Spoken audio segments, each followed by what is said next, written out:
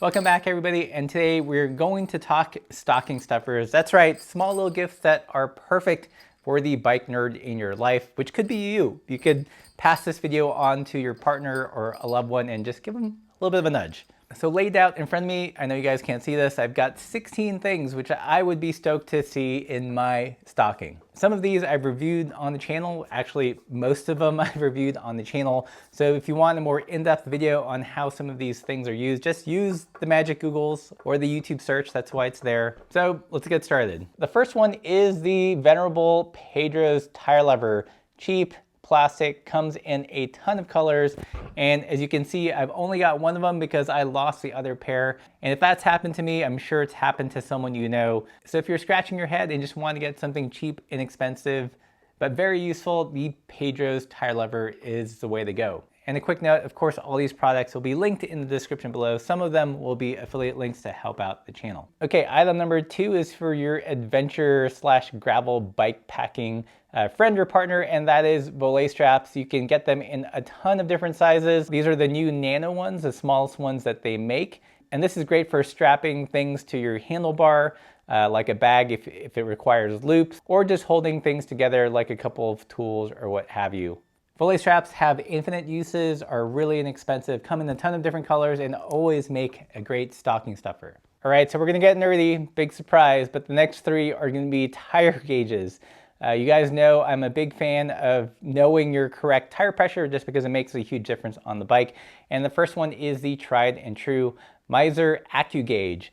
These come in different ranges. This one is the 0 to 60. I think this is the most useful range if you ride gravel. Gives you good granularity in those PSIs that you use the most. So mid-20s to about 40, that's the sweet spot of this gauge. Best thing is that these are fairly inexpensive. The next tire gauge I'm going to talk about is the Toe Peak Shell Gauge.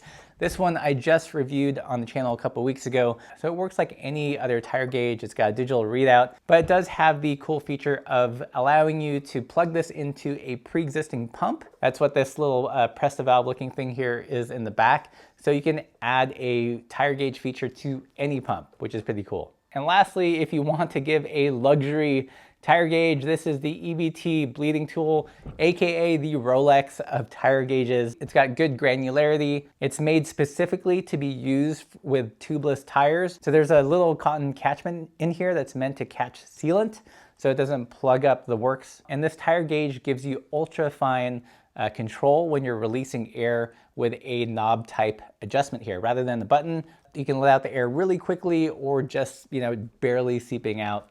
So if you've been good or want to splash out with a pretty unique bike nerdy gift, I present to you the Rolex of tire gauges, people. Okay, so let's talk tools. And this is a tool by the company Runwell. They're based in Japan.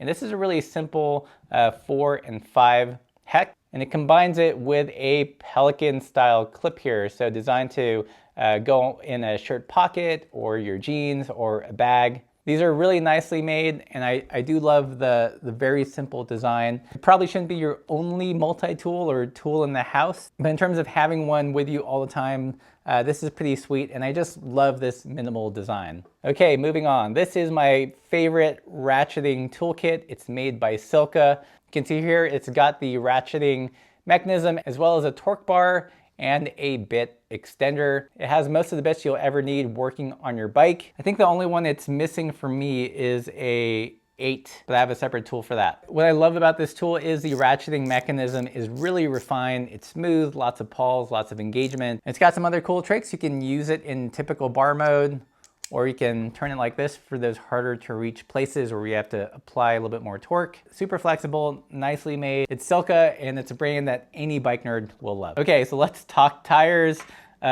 This tool, granted, not very exciting, but very useful. And it is a valve core removal tool.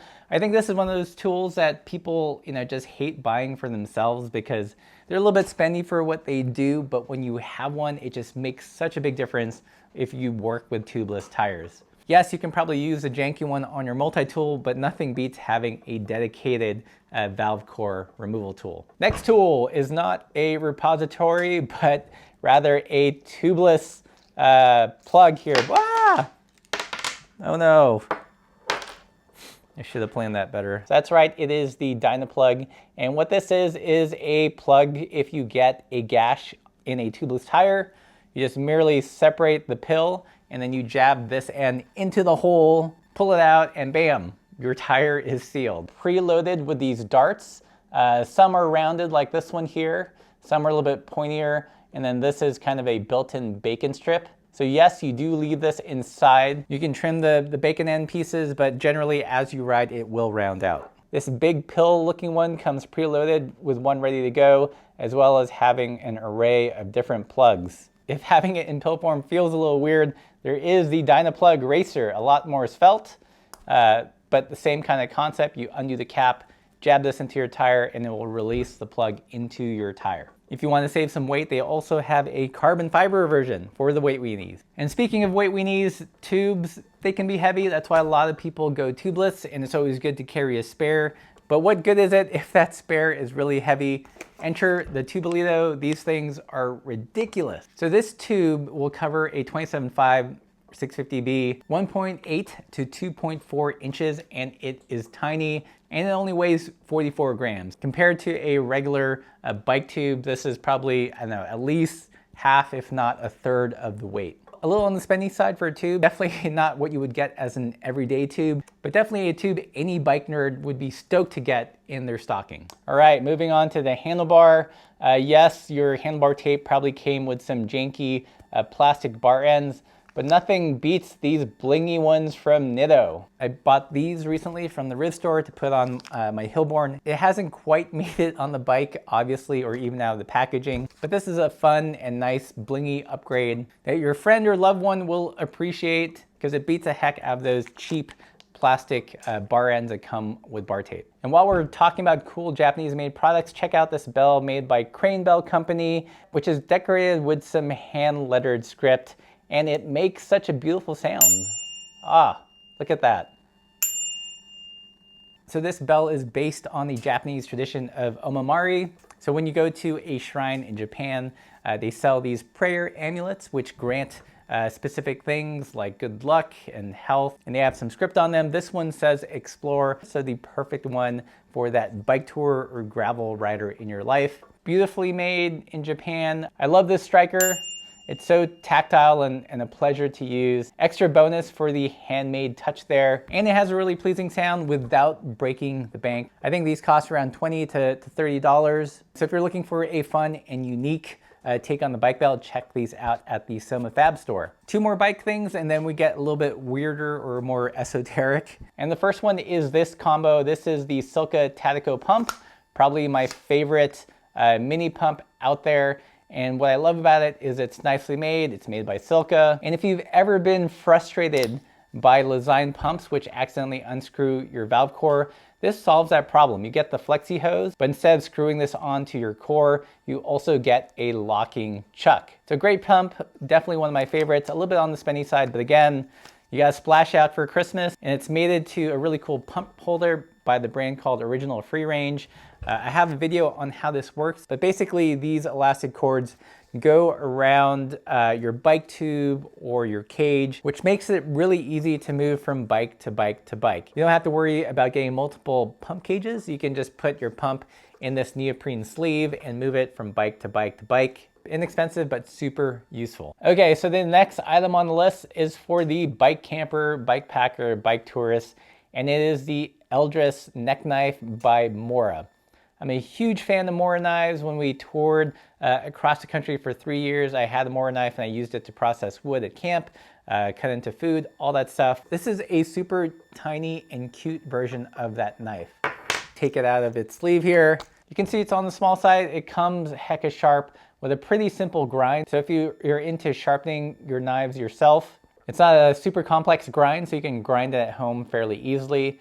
You'll notice that the spine here is squared off, and that's done on purpose because you can combine it with a fire steel that you can buy separately and use this to light your stove for coffee outside. If you watched our previous coffee outside video, you can see me doing just that. So it's a cool little knife for food prep, or if you want to do a little bit of carving, or if you need to shave down a stick to get some kindling to get the fire started. Granted, you're not going to be chopping a log with it, but it does make a fun and super cute everyday carry on your bike. And speaking of cute, check out this thing. As you guys know, I love to do watercolors, and this has to be the cutest and smallest watercolor palette out there. So this is from the art toolkit from our friend Maria. We did an interview with her on the channel if you want to learn about the business. But these are hand filled with some really nice paints. Daniel Smith paints. She's got an arrangement of palettes that are preloaded, or you can get an empty one and fill your own paint. If you combine this with a small sketchbook and a water brush, you can do some urban sketching by bike wherever you go.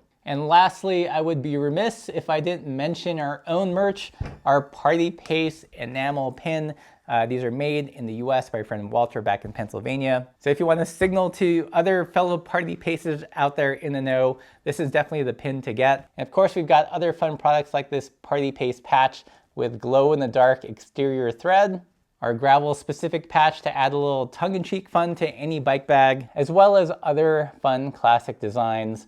All these patches you can sew on, or you can iron them on, or you can also glue them onto your bike bag if you don't want to deal with sewing or ironing.